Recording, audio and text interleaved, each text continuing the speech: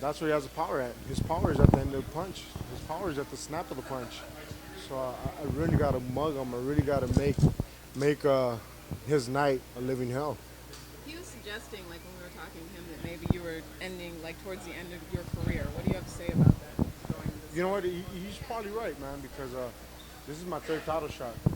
These title shots don't come around so often, man. And I got to make the best out of it. And that's why I got to go all out. I have to. Like I said, third title shot doesn't come around that often. And I got to put something to prove, man. I still believe I have something in me. I still believe that I'm one of the best heavyweights out there in the world. And I have to prove it. So what do you say, or does it bother you, like when some people have suggested that maybe this shot you shouldn't have gotten it, or that you were lucky? No, it doesn't. It doesn't bother me at all. I'm grateful for the title shot. I'm very grateful. They don't, like you said, that doesn't come along very often, and I have to optimize myself. I have to make the best out of my training. I have to make every day count because, yeah, it could be my last shot, you know. And yes, I have to train. Yes, I have to work hard. Yes, I have to come in here and upset this man in his own backyard. At the end of the day, there's more pressure in him than on me. I'm fighting in his backyard for his title. For against, he's fighting someone that has nothing to lose and everything to gain. You know what I mean? So I'm confident. I'm very, as much as I'm grateful, I'm confident, and I'm also gonna make the best of my opportunities. Chris, what was your reaction when you got the title shot? Nothing. You were given. Yeah, honestly, it's just another fight to me. Like, is it a title shot? Yeah. Oh, that's the only big thing about it. But other than that, it's a fight, and it's a fight against someone that I always wanted to fight with or without the title. A lot of people didn't believe that he deserved the title shot when he got it, but he won that fight. He optimized his opportunity. He got it. He defended his title the way he's supposed to, and he proved a lot of people wrong. He proved me wrong because I was one of those guys that was saying, "Oh, Wilder does deserve it. Wilder shouldn't be getting this title shot." Now the shoot's on the other foot, and now I got to do what Wilder did to Sterling. How's your mentality as opposed to when you were fighting out of shape, like in 2010? My mentality for the Klitschko fight was, where are we gonna party after? You know what I mean? Yeah. Now it's about what am I gonna do after the fight to optimize myself, to make myself a better person, a better champion. Before all I care about was me. All I care about is about partying and having a good time. Now I have, not even though I had my daughter back then, I have a 14-year-old daughter, that looks up to me. I have a 1-year-old son, and now it's more about them, not about me. Chris, at your age now, do you feel your body's changed? Do you feel the same? 'Cause I know when you were younger, you get away with a lot of stuff, but as you get older, things starts catching up to you. Do you feel a change in your body at all? Yeah, man, hangovers last. I'm dead serious, man. So that's when you know that, it's time to make a change, man, because I wake up, I'm like, are we drinking today? Nah, fuck that. Seriously, like, your body's just changing, Now I wake up sore. When before I would wake up a little sore and I'd be like, all right, fuck it, I'll just stretch it out. Now I really, really got to warm up and stretch it out and get ready. So it takes a little bit longer for my body to fucking get going. Has anything like changed, like with your training regimen? Because it's been up and down. A lot of people have a lot of questions about it. Sometimes it's good, sometimes it's bad. Yeah, absolutely, man. I'm my own worst enemy, man. Plain and simple. I'm the worst enemy to myself. My problem is, like against the Fred Cassie and the fight before him, I dumb it down against fighters on my lower opposition. I don't believe that I should be training the way I should be. I just think I'm like, I'll train 2 weeks, I'll be good. I get in the ring, go 8, 10 rounds, whatever. Now, I'm fighting someone like Wilder. I gotta be ready. I gotta be on my P's and Q's with him. Were you negotiating with anybody before you got the Wilder bout? I don't negotiate, man. I just train. Honestly, that's the God honest truth, man. I have nothing to do with the business side of boxing. My job is to fight. Al Cal's Henry tells him, you're fighting this, so I'm like, all right, fuck it, let's go.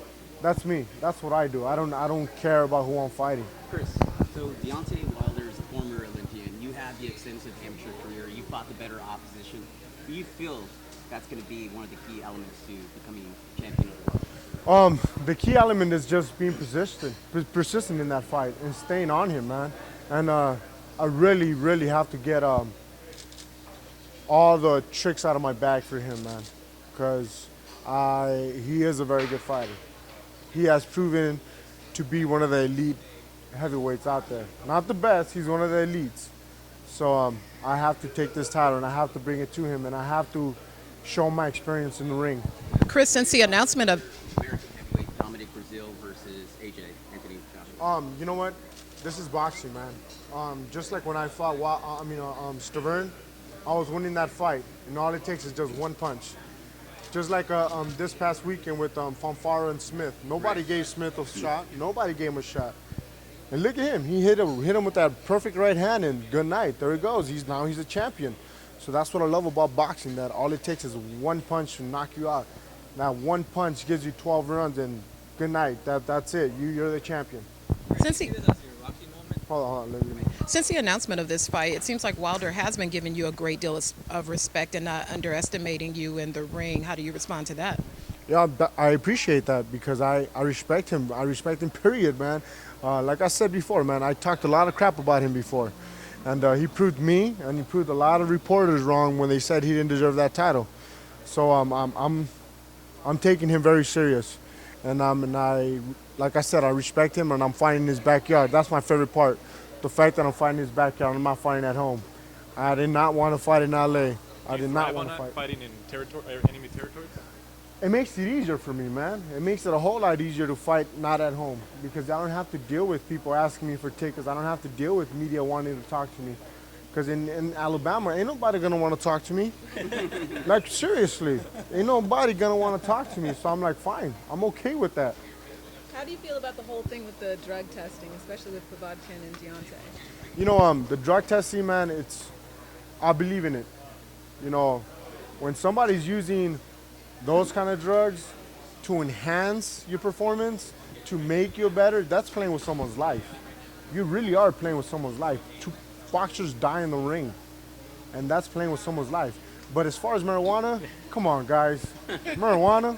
So what makes Deontay Wilder so dangerous?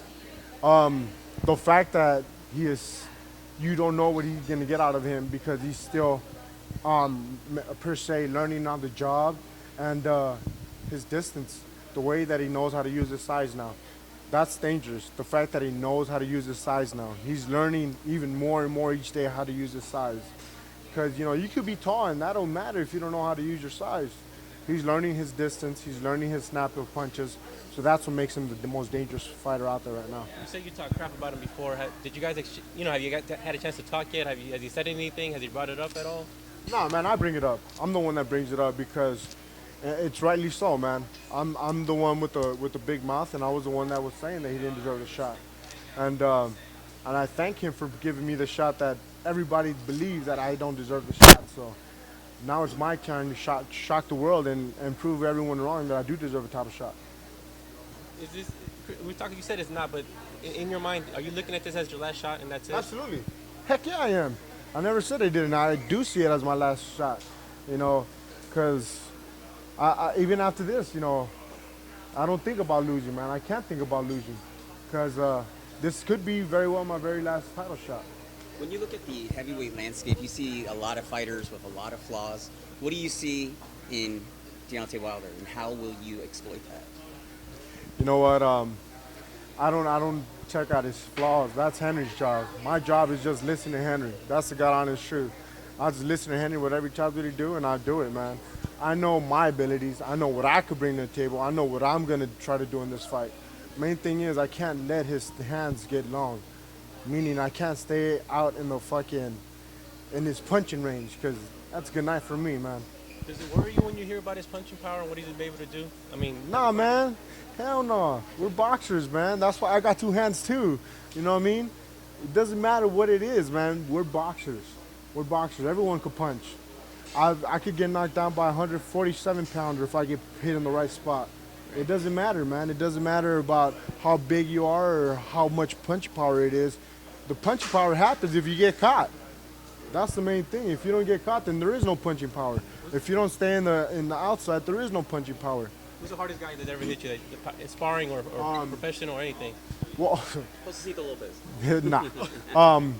In a boxing fight, the hardest puncher was have to be Vitaly Klitschko. He's just a strong, thudding punch. Now Stavern has them fast hands that you don't see that punch coming. Those are the ones that fuck you up. But in sparring, hands down, by far, Murat. That man hits, motherfucker hits hard.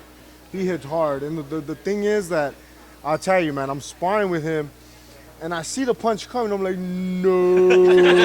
Like, for real, no. Boom. I'm like, shit. That's a crazy thing about him, because you see it coming, you can't get out of the way, and when you get hit, it hurts. That's That big man. gloves and headgear too. Yeah, that's what gloves and headgear, and 18-ounce gloves too. So when he put that guy to sleep, yeah, I knew why. How deep is your will and motivation to become the very first Mexican-American heavyweight champion? I'm fighting, ain't I? I've been fighting. That's my motivation. That white kid over there, my daughter over there, those are my motivation, you know? I want to make them proud. I want to make them proud. When you guys first got this fight, what was the first thing Henry said to you? It's a fight. That's it. You know, we don't talk too much, man. It's about work. We joke around more than we talk about Wilder and about the fight, you know? We know what we have in front of us. We know what we have to do. And the main thing is I have to be fucking in boxing shape. I have to be ready to go full 12 rounds, non-stop, go, go, go, go, go. I can't let him breathe. I can't let him get no timeout. The only timeout he's gonna get is like that 1 minute they give him. Is that also going to be for you like a telephone booth if it goes your way? Like, I have to make it a telephone booth. It has to be a telephone booth. Because like I said, if I stay on the outside, it's not gonna be good for me. Chris, I know you've been to step in, but could this possibly be your last opportunity to become champion? Yeah, bro, I said that earlier. If you would have came sooner. Yeah, man, this could be my very last opportunity, man. And I have to make the best out of it. I have to make it work. Is there anybody in the division that you have your eye on that I would like to fight that guy in the future if you could? Nah, man, I don't think like that. I like fighting. It doesn't matter who it is. If you throw him in there, I'm fighting him. I don't care. You put my grandpa, if he was still alive, I'll fuck him up too. Hey, Chris, any thoughts on Fury versus Klitschko? Actually, I'm looking forward to seeing that fight, and I got Fury on that fight. What were your thoughts on the first fight? I thought Fury fought the perfect fight. I was amazed that Klitschko seemed like to be lost in the inside. Like, he's hugging, the other guy's hugging him. He's like, oh, what do I do? Like, throw some punches, fucker. So yeah, I was more surprised by what Klitschko couldn't do. Do you think that was something that Fury did, or just Klitschko just going at the end of his career and he slowed down a lot? No, it has nothing to do with him slowing down, because it's not about him slowing down. It's the fact that he doesn't know how to fight in the inside. Plain and simple. He doesn't know what to do on the inside. He's so used to being the bigger man and being in the outside and jabbing the shit out of somebody. Now somebody was jabbing him. Now somebody was grabbing him. And he's like, ugh. but do you think that's something that really he can't learn? I mean, he's been in the game for so long. You got to learn a little something. You got to learn a little tricks of the trade. And, you know, I got to say, if Emmanuel was still around, rest in peace, man, he would have been on Klitschko's ass. He would have been yelling at him. Personally, I think that Jonathan Banks is just too passive for him in the corner. He's just too like, you know what, you need to do this. Hell no, you got to get in his butt, man.